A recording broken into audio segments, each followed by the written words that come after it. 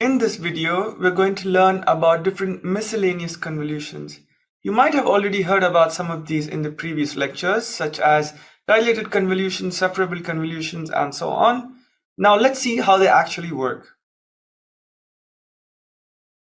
Miscellaneous convolutions. Okay, first step is 3D convolutions. In the previous videos, even though we were performing convolutions on a 3D volume, we still called it 2D convolutions. So if you remember, the filter depth or the kernel depth is always the same as the input depth. And because the filter is slided only in two directions, we call it 2D convolutions, and the output of such an operation is always a one-channel activation map. So when we do this with k number of kernels, we get k number of activation maps. Now, 3D convolutions can be thought of as a generalization of 2D convolutions. So one of the principles of 3D convolutions is that the filter depth should always be smaller than the input layer depth, as opposed to both being the same size in regular convolutions as we saw before. So as a result, in 3D convolutions, the filter can slide in all the three directions. So it can basically slide along the length, the width, and also the depth of the volume. So at each point, the dot product is computed, and this yields one activation map as we see here. Now the filter slides through the 3D space, and the output activations can once again be arranged in a 3D space as we see here. So similar to 2D convolutions that encode the spatial relationships of objects in the 2D domain, 3D convolutions encode the spatial relationships of objects in the 3D space. So these learned 3D representations are important for various applications, such as learning from video data, where you often have multiple stacks of images, one after each other. And in the case where you not only want to learn across images spatially, but you also want to learn across time, because videos are basically images across time. So in this case, the consecutive images in the time stacked as the input is stacked as an input, and 3D convolutions helps us to learn also across this temporal dimension. So another application of 3D convolutions is 3D segmentation in biomedical applications such as CT scans or MRI data, for example. And this is often done to segment objects such as blood vessels in these multi-dimensional data. All right, so now let's look at this interesting operation of one-by-one convolution. So you might think now that why would this be helpful, right? So don't we just multiply a one-by-one kernel to every element in the input? So the answer is yes and no. So this means that the operation is simple for layers with only one channel input, because we take the dot product of one weight in the kernel with every element in the input. However, things become more interesting when we have input volumes that has multiple channels.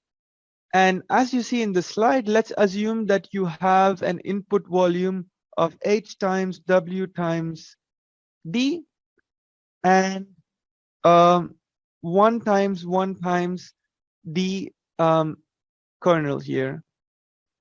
So remember that the kernel has to be always the same as the input depth in regular convolutions, except in 3D convolutions where they are always smaller. So then the output that we get from applying this 1 times d filter is the h times w that we get as the output, h times w times 1 basically. And if we apply k number of such filters, then we can get k number of such kernels or the output activations. So together we get a volume of dimensions h times w times n in total, if n is the number of filters. So initially, the 1-by-1 convolution was introduced in the network in network paper, and then it was highly used in the Google Inception paper. Now let's look at some of the advantages of 1-by-1 convolutions. So primarily, after applying the 1-by-1 convolution, we significantly reduce the dimensions of the depth data. So here we can see that the input dimensions have a dimension of d, and after applying the 1-by-1 convolution, we only get an output of 1 channel here.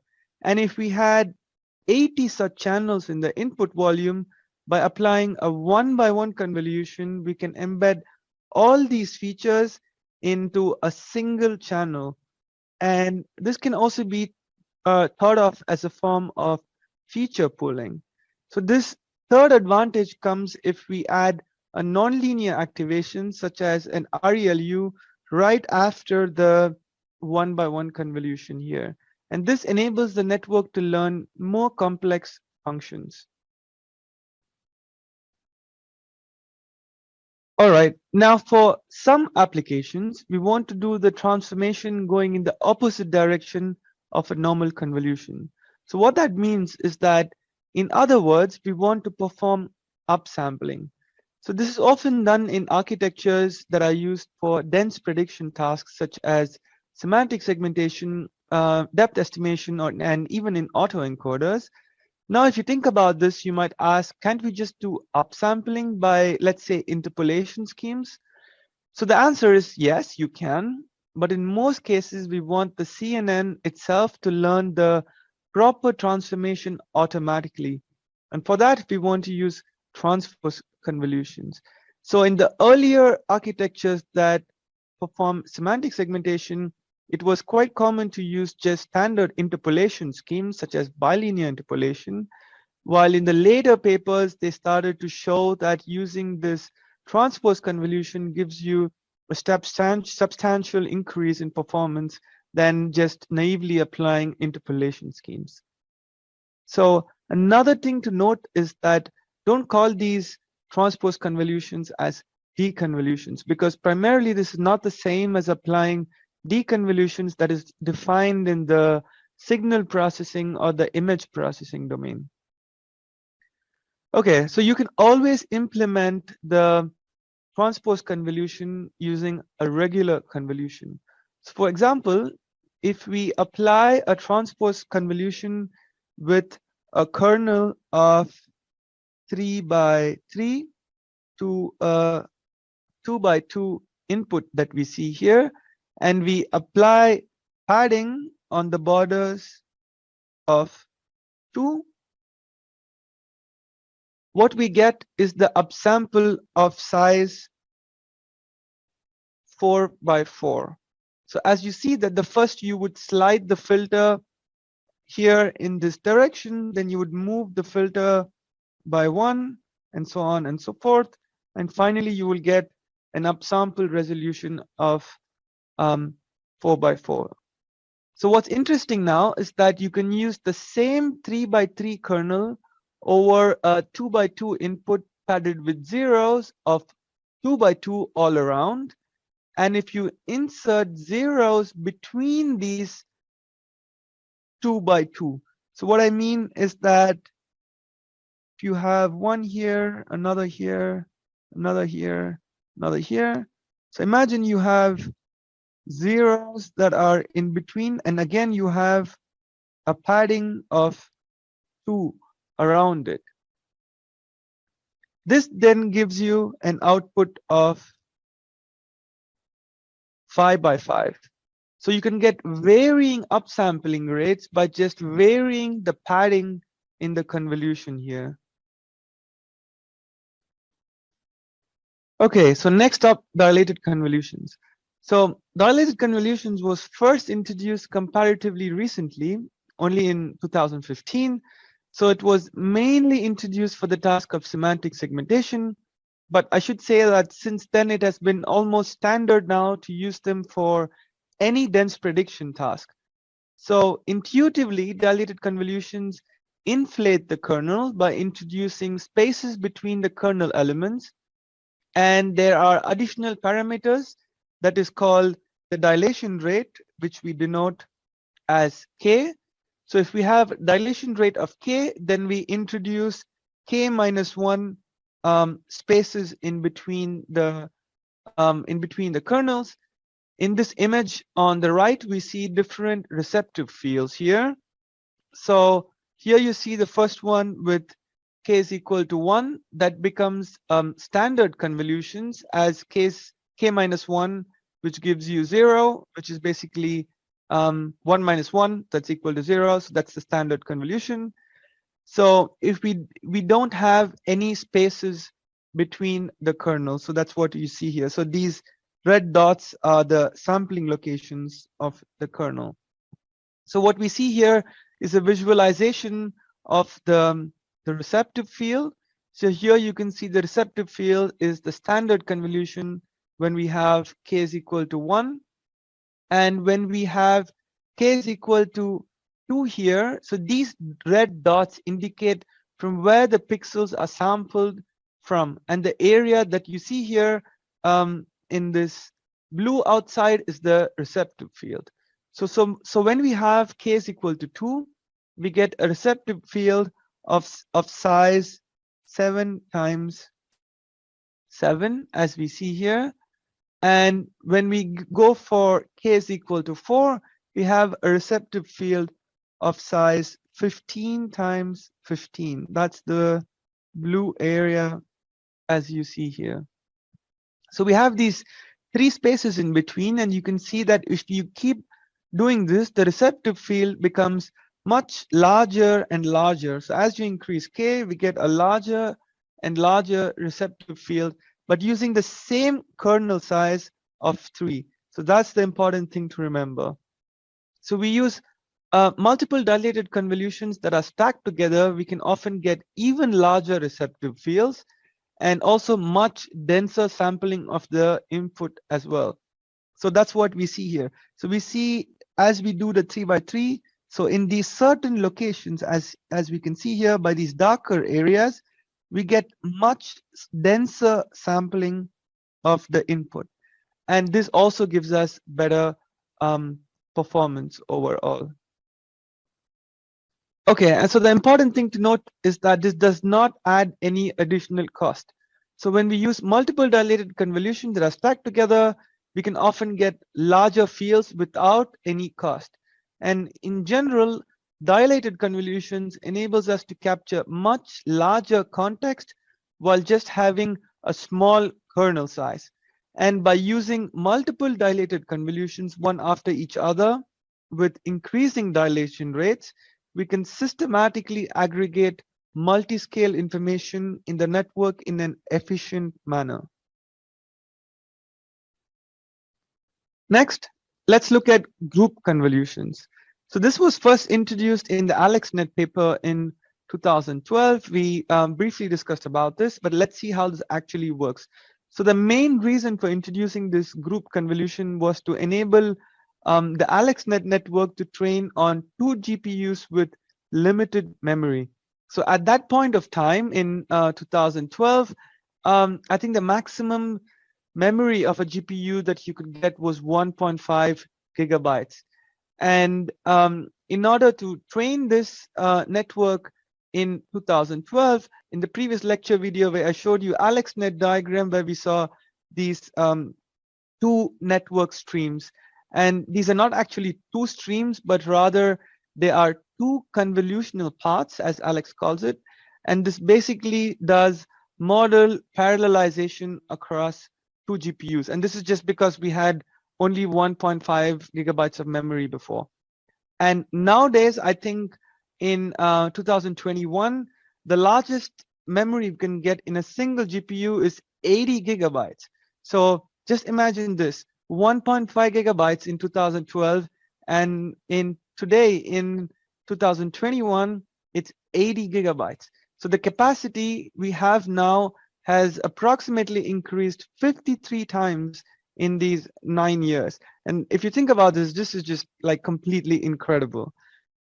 Let's come back and see how does these group convolutions work. So in the figure on the left here, you see an input layer, let's say of size 7 by 7 by 3. And let's say you have 128 filters here of size 3 by 3. So we get the output activation maps of size 5 by 5 times 128. So this is in standard convolutions. However, now in group convolutions, the filters are separated into different groups, and each group is responsible for a convolution with a certain depth.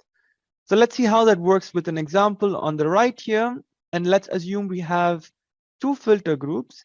Here the number of groups is 2, and therefore in each filter group, the depth of each filter is only half as that of the regular convolution. So if we have the input dn, then basically each of these would have dn by 2 and dn by 2 output filters. So here we see that the first group convolves with the first half, and the second group convolves with the second half of the input here. And at the end, what you want to do is that we just want to stack these of these individual operations together. So this first part will contribute here, and the second part will just be stacked here. So in total, we get the same D out number of channels. All right, in the next 2 slides, we're going to look at separable convolutions that were used in some very recent CNN architectures, such as MobileNet and every other architecture that's efficient that has followed. So we can perform separable convolutions either spatially or depthwise. But in this slide, let's first look at spatially separable convolutions. So as the name suggests, spatially separable convolutions operates on 2D spatial dimensions of the input, so the height and the width. So conceptually, spatially separable convolutions decompose the convolution into 2 separate operations. So the standard 3 by 3 convolution would directly convolve with the input, whereas in the case of spatially separable convolutions, the convolutions would first convolve with a 3 by 1 kernel here, and then a 1 by 3 kernel here. So this would require 6 parameters instead of the 9 parameters while performing the same operation with the standard convolution. So another advantage here is that we need less matrix multiplications in spatially separable convolutions while we compare to standard convolutions. Okay, so let's look at this with an example. So for example, let's take a 3 by 3 kernel here with stride 1, stride as 1, and pad as 0, and we convolve this with a 5 by 5 input volume here. So this is a 3 by 3 kernel that we convolve with a 5 by 5 input volume here. So that would require computing the dot product by placing these kernels at each of these green dot locations as you see here. So first you would place the kernel at this location here. So at this location, then you would move this kernel here and so on. And basically you would perform 9 such element-wise operations. And in this case, we would have 9 times 9, that is 81 multiplications. Whereas on the other hand, for spatially separable convolutions, we would first apply 3 times 1 kernel here, and once again by a 5 by 5 input image, and then we get 5 times 3, that is 15 positions in total, and which is once again indicated by these green dots that you see here. And in each of these positions we would perform 3 element wise multiplications, so which gives us 15 times 3, that is 45 multiplications for this first part. We now have a 3 by 5 matrix here. So here it's 3 by 5 is the output, and now we would once again convolve this with a 1 by 3 kernel that you can see at the locations that are shown by the green dots once again. So this gives us a total of 9 times 3, that is 27 for this part of the multiplication. So overall that gives us 45 plus 27. Let's see, that gives us totally 72 here, 72 operations compared to 81 that we saw with standard convolution. So as you can see, this is much lesser than the 81 convolutions, so that we get using standard convolution approach. So one of the disadvantages, however, is that spatially separable convolutions is not always employable. This is because not all the kernels can be divided into smaller kernels. So if you replace all the standard convolutions also by spatially separable convolutions, we would end up limiting the network's capacity for learning. Therefore, this might lead to suboptimal results in comparison to just using standard convolutions in many cases.